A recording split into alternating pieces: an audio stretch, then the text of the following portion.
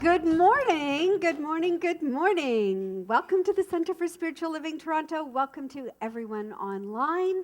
Oh, we are an intentional spiritual community. And our theme for 2019 is uplifting service, taking action with love for a better future. And our purpose is to awaken humanity to its spiritual magnificence. And as this intentional spiritual community, we are a hub for living well.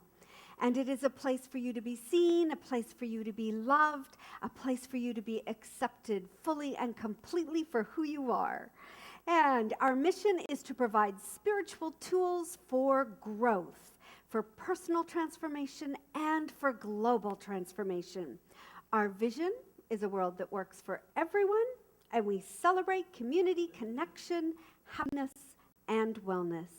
We embody the understanding of our oneness with all life, and that we consciously practice this truth in our lives. And we understand that to learn how to think is to learn how to live. So our vision statement is love only, forgive everything, remember who we are.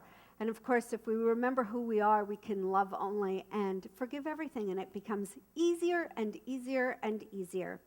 We also acknowledge that this spiritual center is situated upon the traditional territories of the Wendat, the Anishinaabe Nation, and the Mississaugas of the New Credit First Nations. We also recognize the spiritual mystics and the masters that have walked this earth plane for us to live from and learn from. And we celebrate and embrace the teachings of New Thought. We celebrate Ernest Holmes and Ralph Waldo Emerson, Emmett Fox, many, many New Thought teachings and their ageless wisdom. So welcome to your spiritual home this morning. And it is great to be back. Yes, after being away for a couple of weeks. I would also like to acknowledge the spiritual practitioners of this center who so beautifully held the space for the last 2 weeks. The meditation and music service, which was, and thank you to the band as well, and Kamaya, was just absolutely beautiful, because I get to watch online.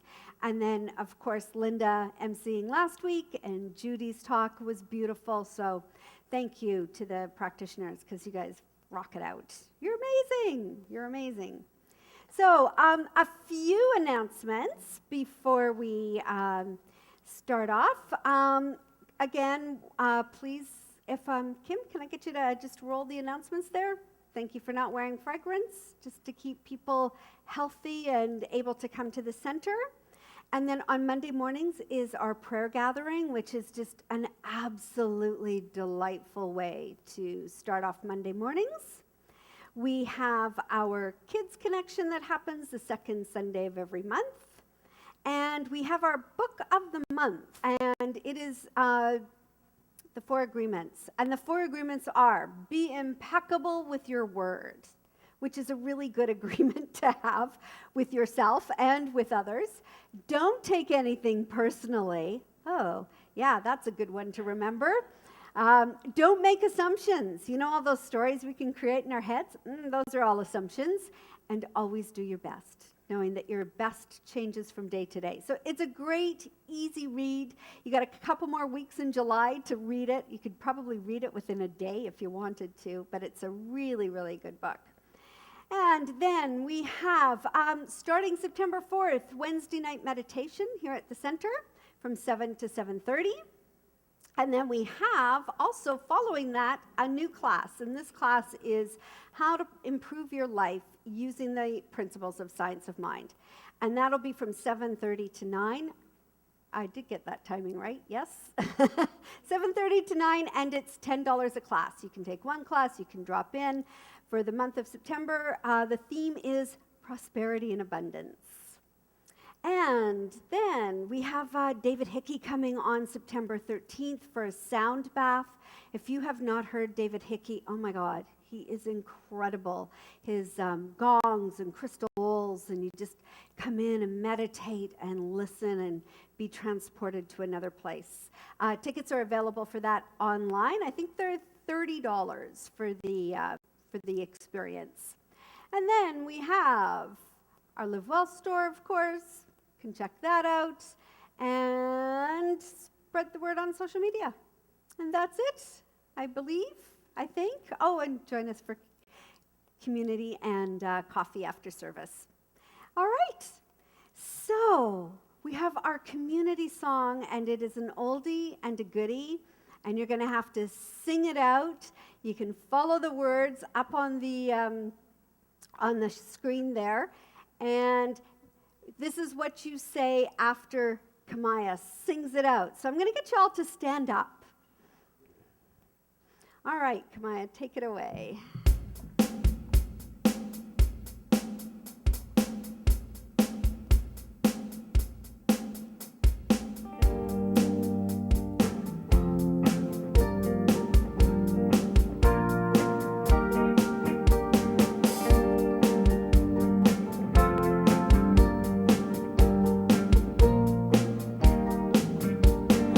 Oh, let me live in a holy, holy way.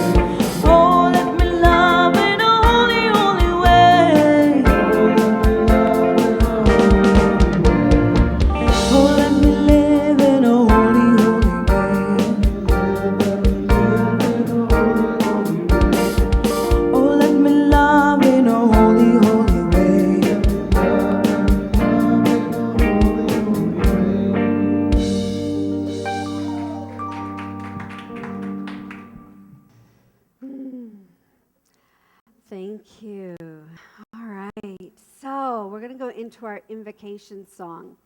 And this is a song by Daniel Namad. It's a beautiful song about prayer. And so, you can sit back, go within, really touch into your heart space. You can breathe in the love. Exhale, breathe out peace. And whenever you're ready, Maya.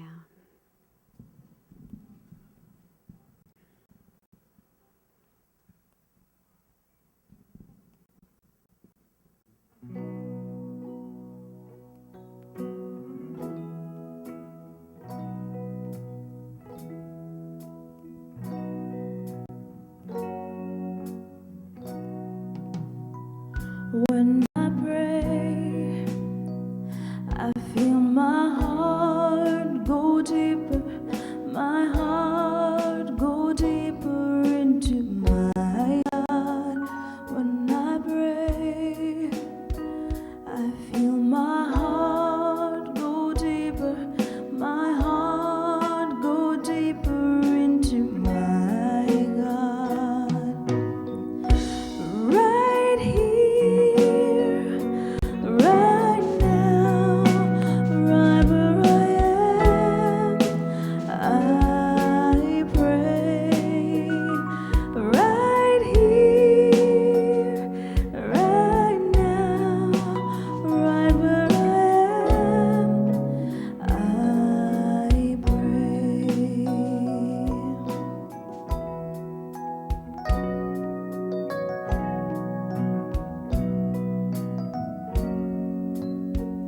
When I pray, I feel my soul go deeper, my soul go deeper into my God.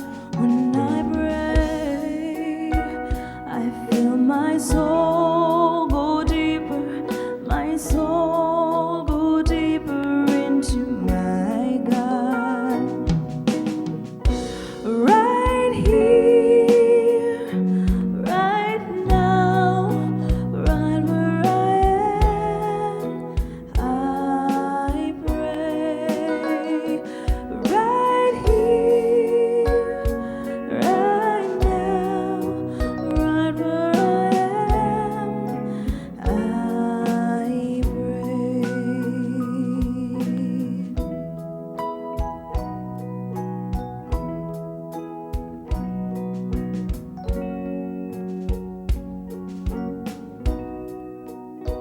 I feel my love go deeper, my love go deeper into my God.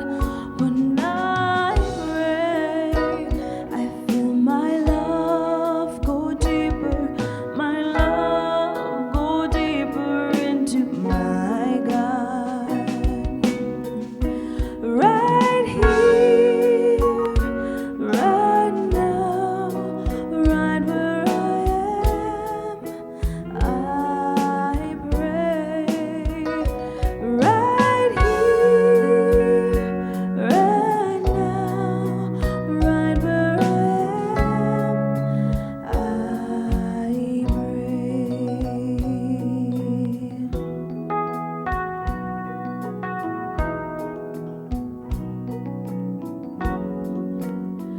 When I pray, I feel my heart go deeper, my heart go deeper into my God.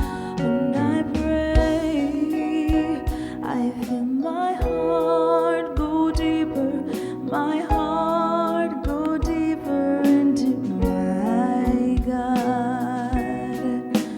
Right here, right now, right where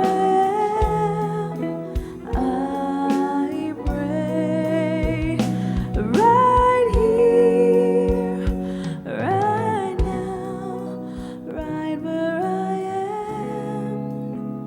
I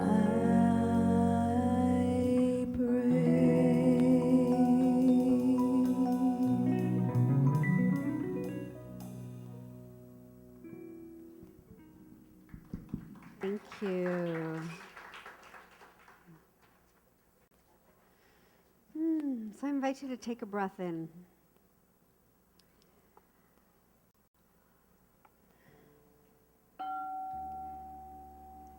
Breathing into your heart space, breathing into the love.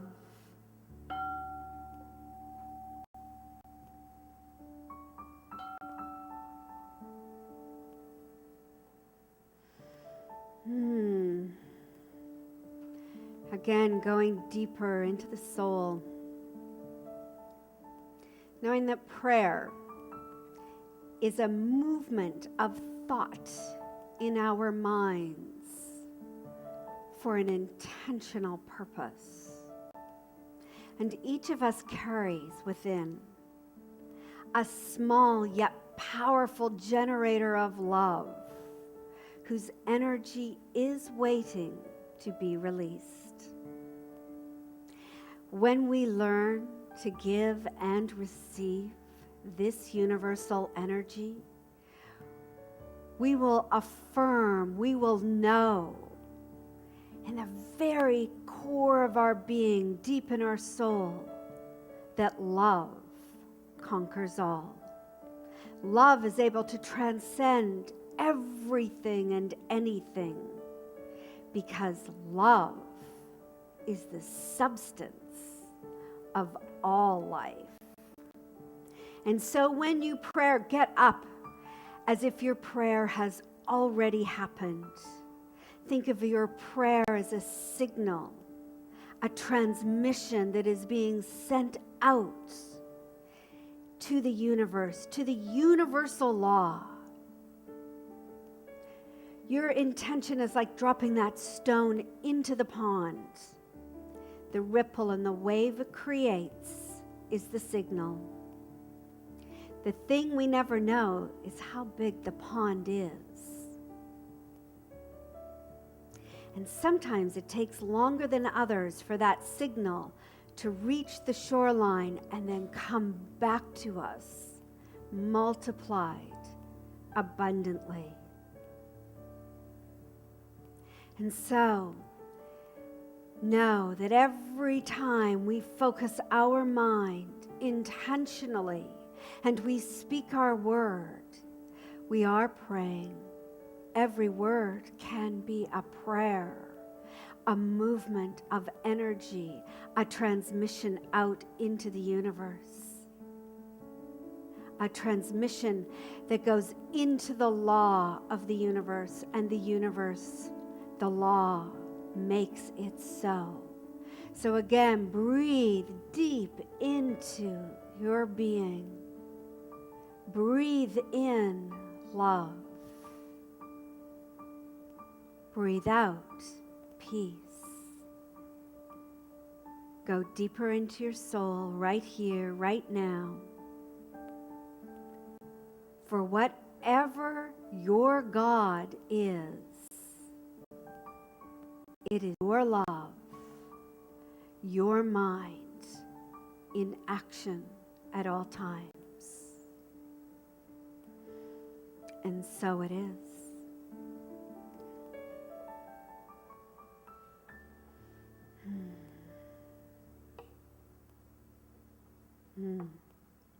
And so it is. I'm going to be talking a little more about prayer and the power of our mind later on, but our minds are very creative, very, very creative. But for now, I am going to invite up to the lectern our practitioner of the day, Nick Michelli. Come on up, Nick. No guitar this week.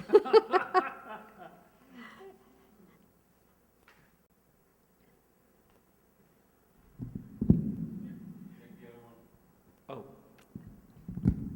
this one. Okay, here we are. So the topic, the theme this month is creativity, and it's one of my favorite topics. For my quote, I went to my deck of Science of Mind wisdom cards, and I found this. We must say that all thought is creative according to the nature, impulse, emotion, or conviction behind the thought. This is a core statement of New Thought philosophies, and it says that thought is creative, and the creativity depends on the nature of the thought. Is it affirming or oppositional? The impulse, what's the intention behind the thought? The emotional thoughts being the most powerfully creative. And the conviction, does the thinker believe and embody the thought? I spent some time this week going back to a book called The Creative Process in the Individual by Thomas Troward, who was a major influence on Ernest Holmes, our founder. He says the same thing. To think is to create. There's one originating mind that's aware of itself, and by that self-awareness, it created the whole spectrum, everything that happens in creation, all the diversity. And in the same way, each of us is a center of creativity. And he says this about feeling. The law is the feeling, and the feeling the law of perfect creativeness. So that says that the law we use to create our experience is personal with each of us. It depends on what feeling state we're in. Troward used the word artistic ability interchangeably with creative ability, and offered the opinion that the arts are one of the best places to see the creative process, which is something I totally agree with. Some of you have heard me talk about this wonderful community that's centered around a choir that I've been a part of. It's called Common Thread Community Chorus, and I always thought we're led by a conductor named Isabel Bernaus, who's an outstanding music educator. And I always thought when we learned a new song, she would hear the excellent performance before we sang a note. And then she'd take the practices to move us toward that sound. The choir that I sing with celebrated our 20th anniversary this year. This is a great accomplishment. Arts organizations are often backed by a charitable foundation. We aren't. The singers and volunteers are the foundation. And to thrive for that long is amazing. I spoke to some of the people who founded the choir 21 years ago, and I said, I didn't say it quite like this, but they were donating their own money to create seed money to get it started. They were hiring a conductor without any means to pay her.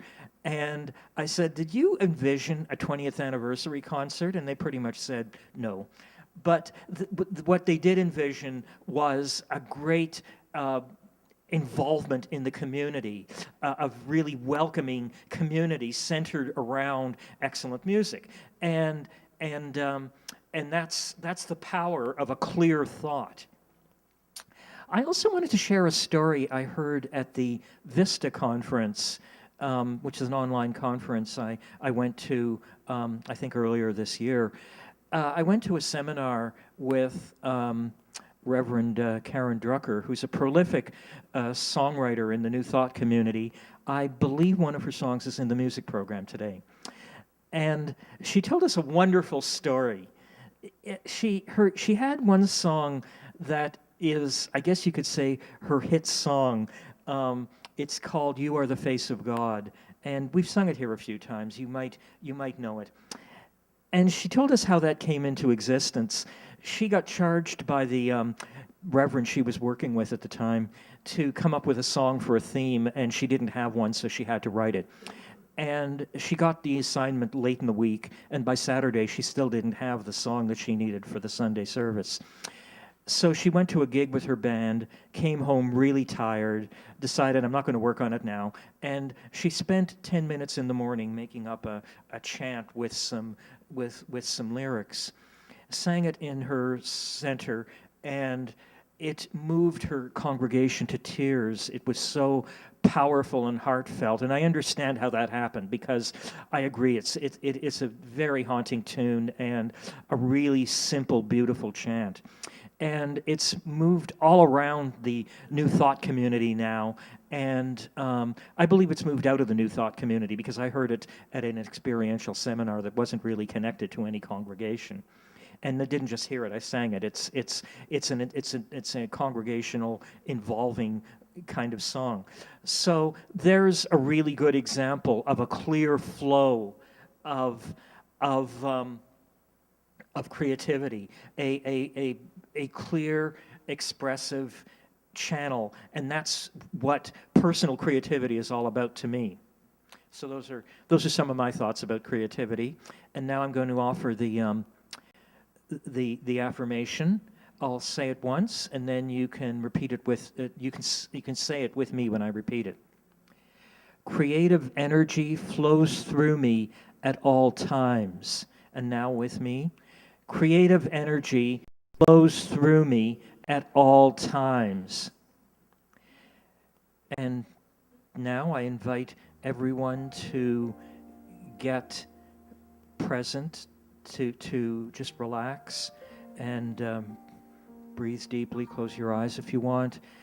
There's one perfect, loving source, and everything, all of our experience, all of our relationships, all of the beauty and wonder we see around us, it all comes from the one source. I'm here now embodying the one source, and everywhere I look around, I see a perfect expression of divine love and law. All of us creating our society, our connections together, sharing and giving our gifts. Our gifts, our talents, our creative process that each one of us embodies and brings to the world is our gift to the world. I'm grateful to know that this wonderful creativity is all around us, and I'm moving through it and feeling the joy and experiencing it. This is the truth. I release the word as law. I say it with confidence and peace. Please join me in saying, and so it is.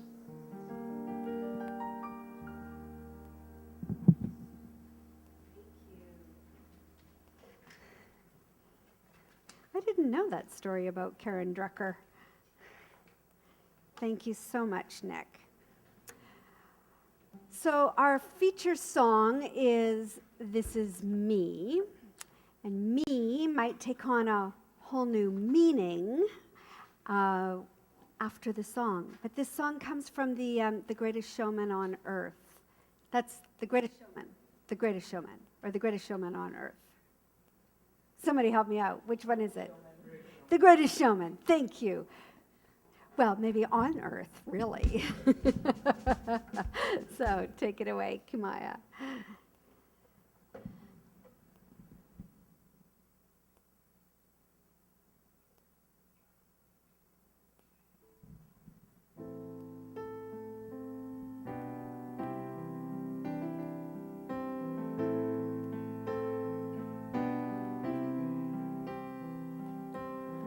I'm not a stranger to the dark. Hide away, they say, 'cause they don't want your broken parts. I've learned to be ashamed of all my scars. Run away, they say, 'cause no one will love you as you are. But I won't let them break me down to dust. I know that there's a place for us, 'cause we're glorious.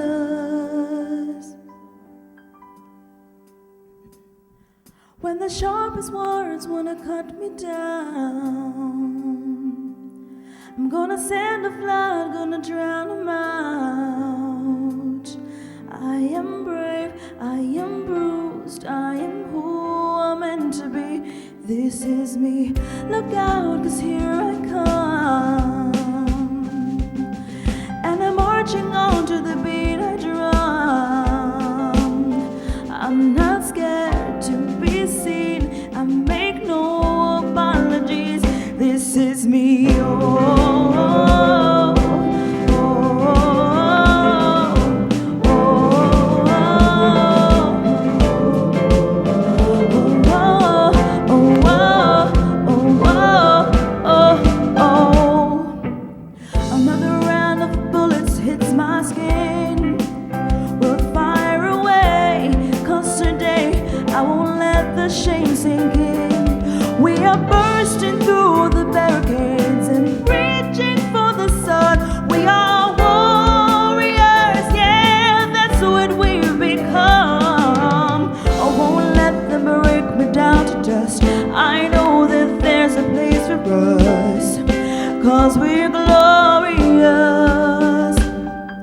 the sharpest words wanna cut me down, I'm gonna send the flood, gonna drown them out. I am brave, I am bruised, I am who I'm meant to be. This is me, look out, 'cause here I come. And I'm marching on to the beat I drum. I'm not scared to be seen, I make no apologies. This is me, oh, oh, oh,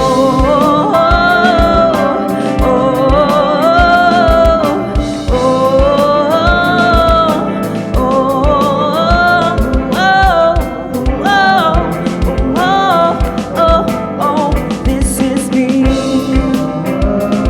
And I know that I deserve your love. There's nothing I'm not worthy of. Ooh. When the sharpest words wanna cut me down, I'm gonna send a flood, I'm gonna drown them out. This is brave, this is bruised, this is who I'm meant to be. This is free. Look out, 'cause here I come. And I'm marching out to the beat I drum. I'm not scared to be seen, I make no apologies. This is me. When the words try to cut me down, I'm gonna send the flood and drown them out. Oh, oh, oh, oh, oh, oh, oh, this is me.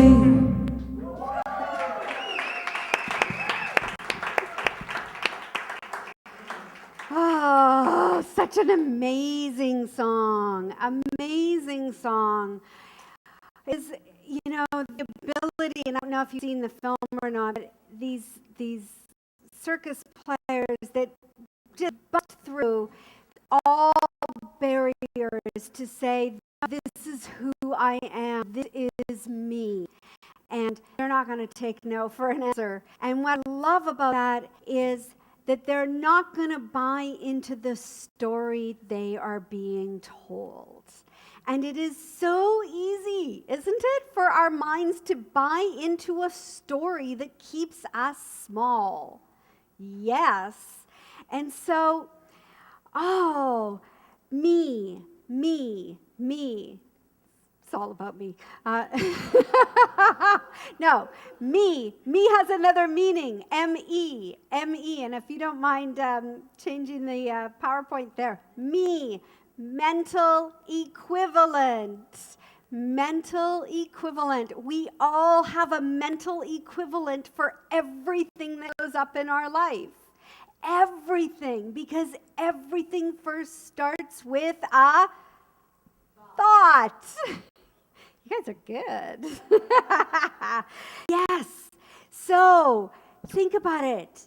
What is your mental equivalence to own all of your goodness, your potential, your love, the possibilities for your life? What are the beliefs that you are carrying around with you, because that is your mental equivalence?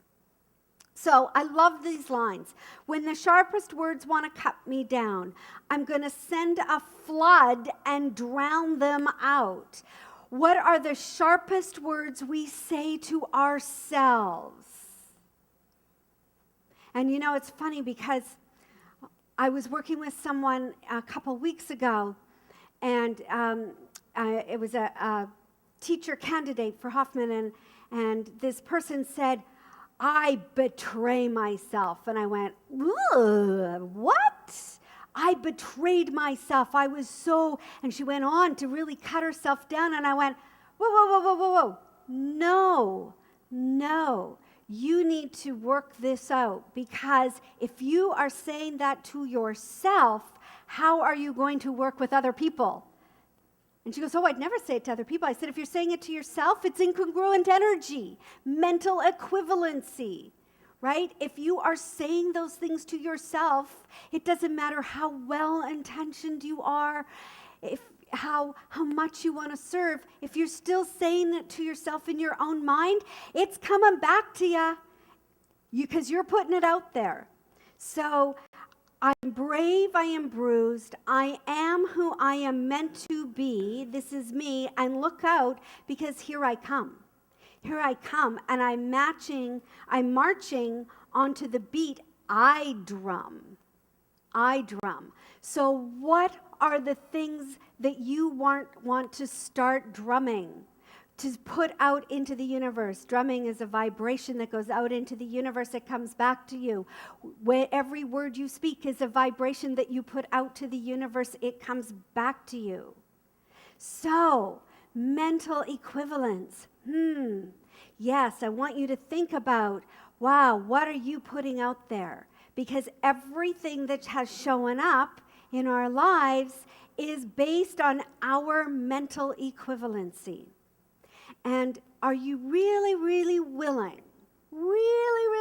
to claim all that you are, to claim your love? Because your love, if you are really loving yourself instead of beating yourself up with really sharp, nasty words, nasty words, can I say that up here? Nasty words. They're nasty. So then that's what's going to show up in your life, is more nastiness.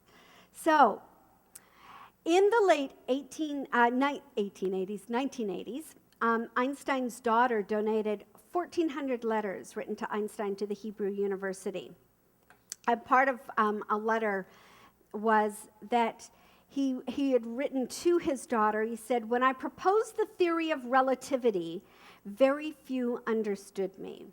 And what I will reveal now to transmit to mankind will also collide with the misunderstanding and prejudice in the world. I ask you to guard the letters as long as necessary, years, decades, until society is advanced enough to accept what I will explain."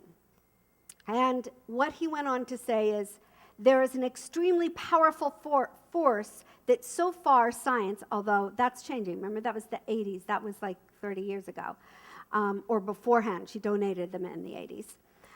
There's an extremely powerful force that so far science has not found a formal explanation to.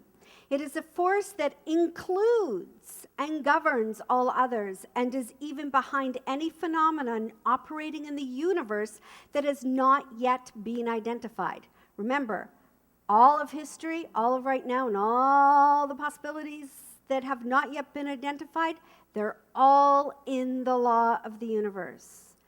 And so when scientists look for a unified theory of the universe, they forgot the most powerful, unseen force. The universal force is love. Love is light that enlightens those to give and receive it. Who give and receive it? Love is gravity because it makes some people feel attracted to others. Love is power. Love is power because it multiplies the best we have and allows humanity to be extinguished in their blind selfishness. Love unfolds and reveals. For love we live and die. Love is God, and God is love. God is love, and love is God. And love is God, and God is love. And that is who and what we are.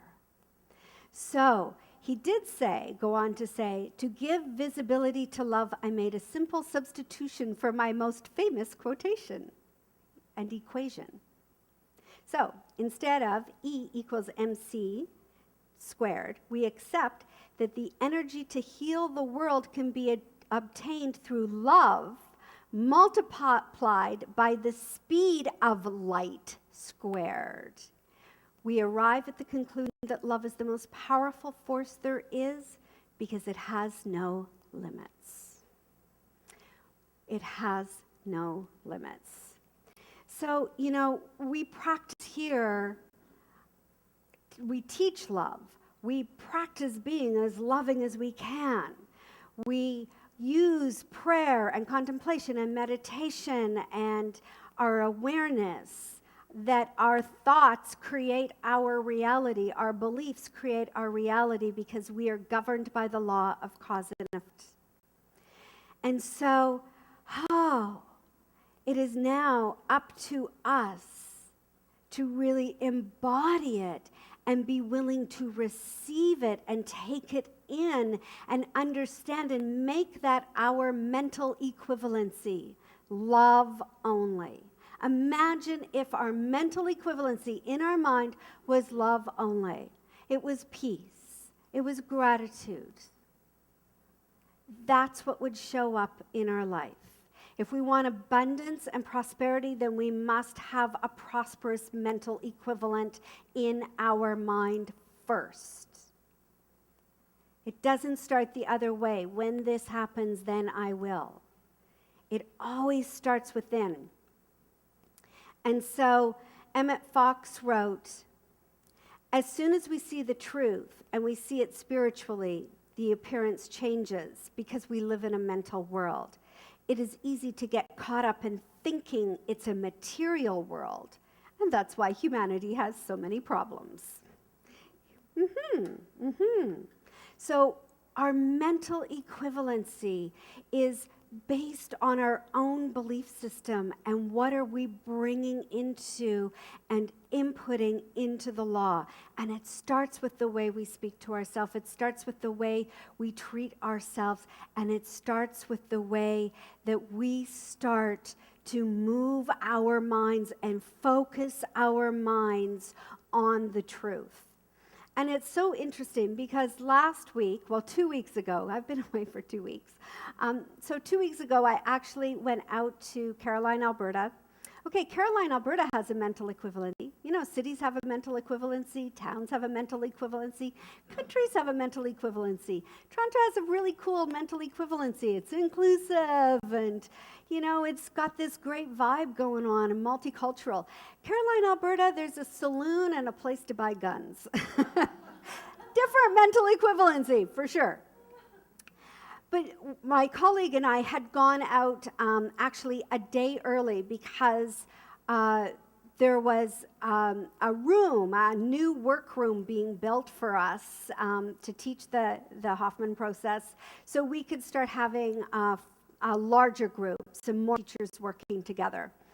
And I got a call Wednesday night going, "You're coming out tomorrow?" I said, "Yes, I am. We're going to get everything set up because we have a new teacher from Australia and we have a teacher from the States coming to work with us, and we had 4 teachers in training, and the owner director is like, "We're not ready for you." And I'm like, "That's okay, we're coming anyway." She goes, "No, please don't come early." I said, No, we're going to be there by 12:30. No, please do not show up at 12:30. And the lucky thing is that when we got off the plane, it was so cold in Calgary. I had to go buy a sweater. It was like, it was 6 degrees at night. It got maybe up to 14, but pouring rain every day and hailing. So that delayed us a little bit. And my colleague and I arrived, and we're like, oh my goodness. Oh my goodness, she wasn't kidding, they weren't ready for us. There was concrete floor. There was like no lights in the ceiling. It was just like sort of, I don't know, what do you call it? Like when it's just like the studs and there was no insulation in the ceiling. They finally put plexiglass in for the windows as a temporary measure. And there was dust everywhere.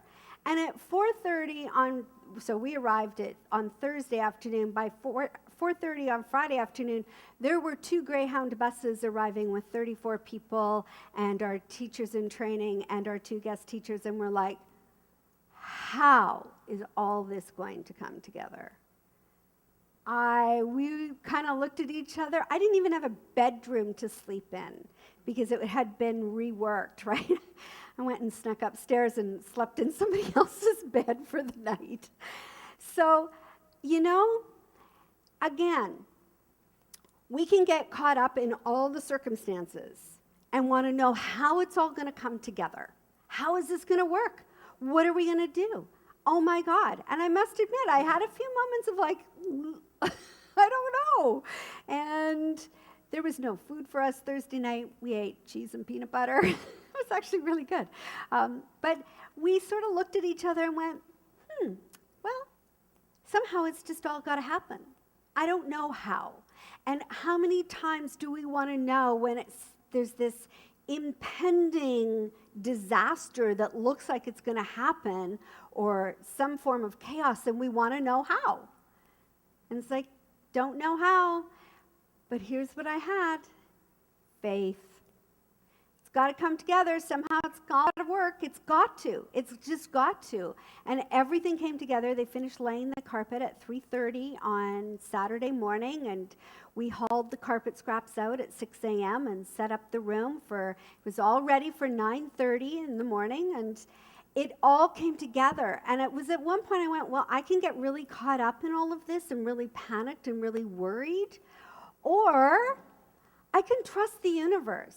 Like, hey, we're here to do, great healing work. Like, it's all going to happen. The universe will support us. But we don't always have that faith or that mental equivalency of faith.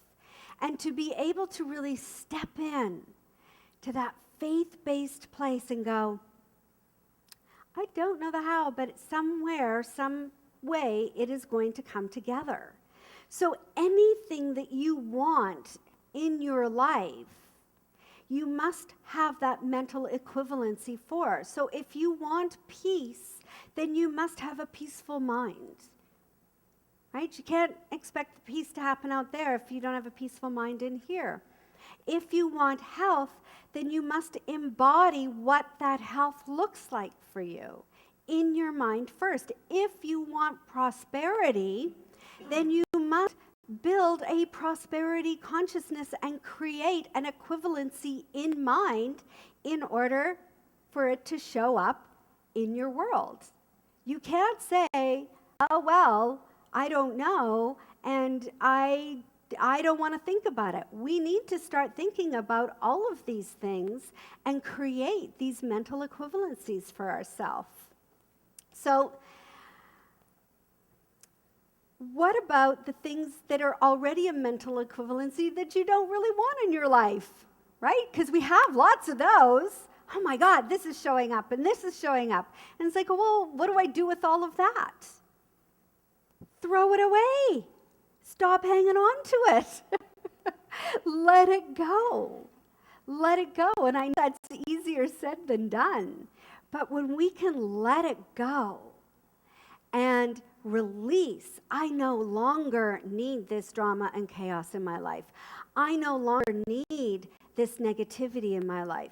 I no longer need this struggle in my life. And always ask yourself, what's my payoff for hanging on to it? Because there's always a payoff, right? We don't do anything unless there's a payoff. And we all have those habits of thoughts and action, and we all have these personal conditions that, if only they'd go away, I'd feel better. Well, you have to start creating the I feel better despite those conditions. I love myself despite those conditions. So, like I was saying, there is an embodiment of mental equivalencies that show up everywhere. Certain businesses have a mental equivalency. Like I was saying, our cities, our towns, our countries have a mental equivalency.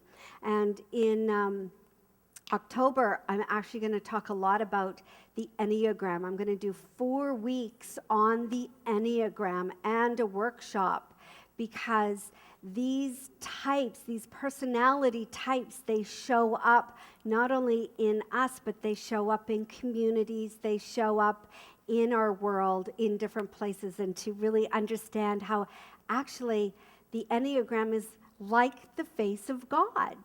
Nick, we got to play that song that week because each one of those qualities and types, we want to be able to embody all of it. We don't want to see our life through just 2 eyes.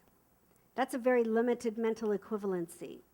We want to see our life in the Enneagram. There's 9 personality types. So we want to see our world and our life and ourselves through 9 pairs of eyes, because we have all of this, so we are fully embodied in the health of who we are.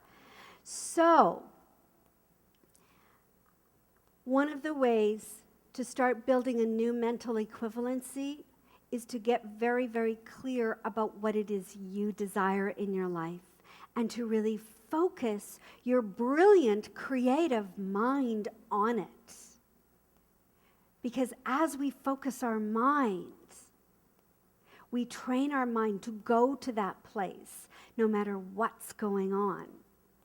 And it's like one of the hardest things to do, I think, is training our minds to be that focused, that clear.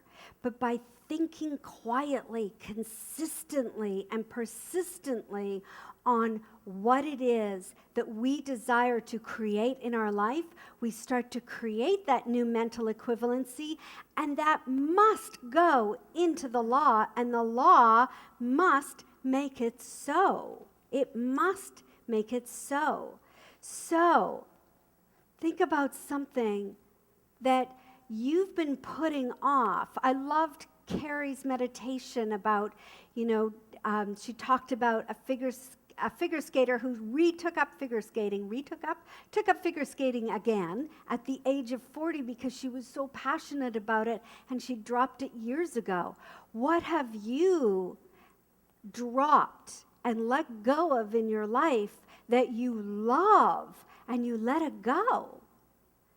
Like, think about that. What would that be for you that would bring you so much joy and peace and vitality, so that you are creating this new mental equivalency of something that really excites you and juices you up and makes you feel like you are alive and you can step into, this is who I am, this is what I want to express, this is my creative expression in the world. Whatever it is that you desire. So if you focus your mental energy on that, through prayer, through contemplation, through visioning, through journaling, through just even saying yes to yourself and not listening to out there, it will start to form. And the Wright brothers, this is coming from a long time ago when I started talking about the Wright brothers, but it's always an example that's used in New Thought, who were dealing with 2 different realities, because everyone knew it was impossible to fly at that time. Everyone knew that. And yet, the Wright brothers still invented the airplane because they had a different mental equivalency. Now, it would be much easier if they could, life would be so easy. If we just agreed with the common mental equivalencies, that's impossible, we can't do that. Or recognize that there is unlimited potential, and whatever it is that we can dream of, we can create in our life. So what is it that you desire for yourself? And if you don't have it and you can't tell a really good story about it, then you aren't thinking about it enough, right? You want to create that story of this is what I would have, and this is what I would feel, this is what I would do, and this is how it would enhance my life. And then claim it as your own. Claim it as your own. And say, this is me. This is my mental equivalency. This is my creative mind at work. Namaste.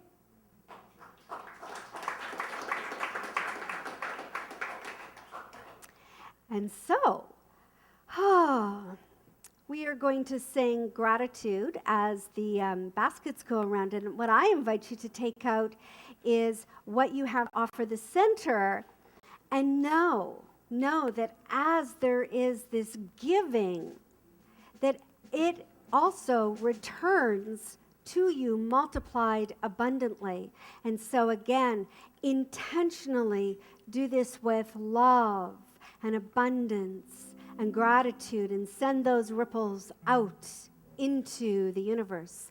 And we're going to sing Gratitude Before Me. So come on and stand up.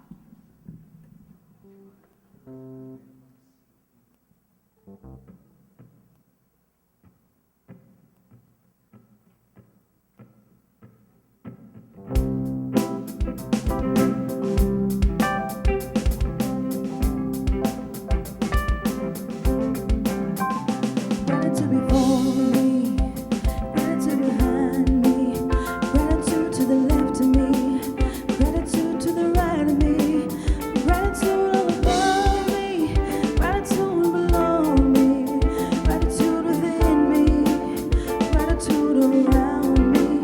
I'm so grateful, I'm so grateful, I'm so grateful. I'm so grateful, I'm so grateful, I'm so grateful, I'm so grateful, I'm so grateful. Gratitude before me, gratitude behind me, gratitude to the left of me, gratitude to the right of me, gratitude within me, gratitude below me, gratitude within me, gratitude all around me. I'm so grateful, so grateful, so grateful, so grateful.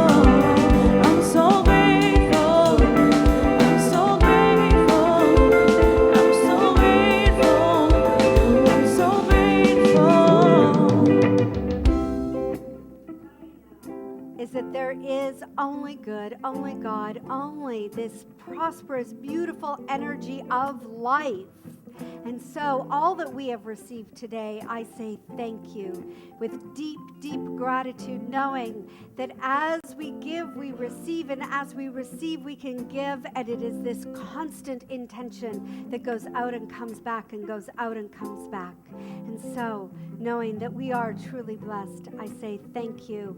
I release, I let go, and together we say, and so it is.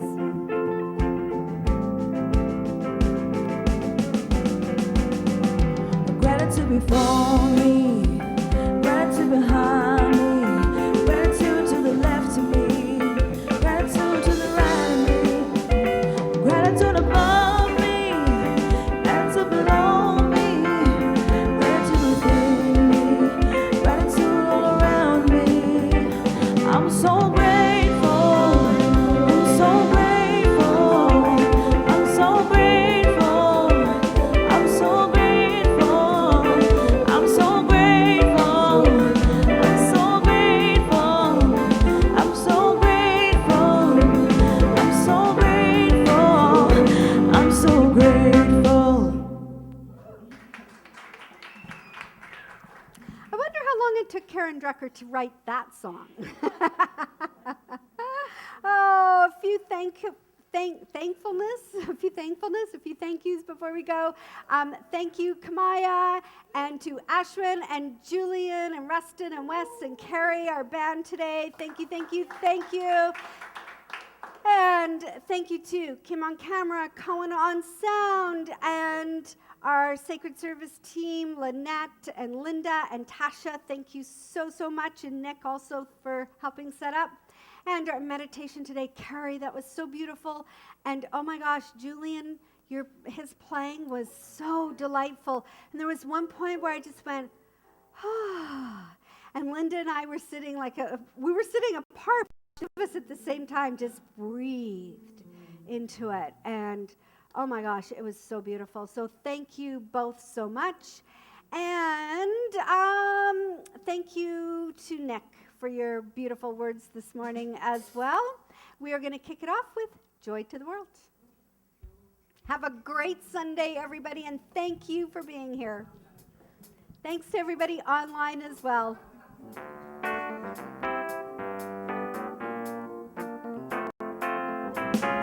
Jeremiah was a bullfrog, was a good friend of mine.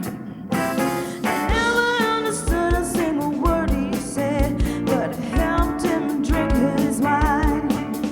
And he always